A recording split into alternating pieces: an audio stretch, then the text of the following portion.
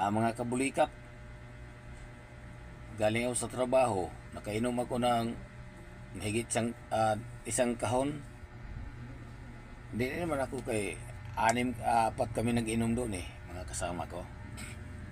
Ngayon, marami akong narinig doon sa mga sinabi nila pagka uminom ka daw ng hard pilsin, tumataas daw yung dugo, high blood daw. Kaya nga ako, subukan ko ngayon na nakainom ako, tapos nag-inom ako ng 2 buting pilsin. Titistingin ko kung totoo ba talaga yung sinabi nila nga tataas ang dugo. Kasi yan ang lagi ko nakikita Ngayon, patunayan ko talagang ano to Ayan ito.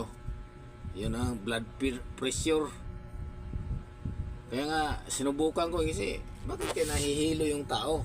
Ngayon, sisilipin ko kung talagang totoo ba to. Kung ano ba talaga katotohanan nga. Bakit nahihilo yung tao? Pag uminom ka ng beer, high blood, namatay. Ganun, di ba? Kaya ako, subukan ko. Ang edad ko, 50 plus na. Kaya, testingin ko kung talagang totoo to. Kanina, ilang beses ko nang tinisting. Kasi sabi nila pag makainom ka, tataas talaga daw ang dugo. Dahil yung beer daw, pilsin. Ito pilsin Sana yung bote. Ito pakita ko sa'yo. Sa inyo mga kabulikat pilsin Ninom ko yan. Nakaubos ako ngayon ng 2 bote. Ngayon, pakita ko sa inyo kung talagang totoo ba to. Kasi wala akong tiwala talaga Gusto kong alamin kung talagang totoo ba to. Kung talagang totoo yung sinabi nila, tataas ang dugo pag nakainom. Subukan ko. Ang ibig sabihin, kay galing man sa kanila to, blood pressure.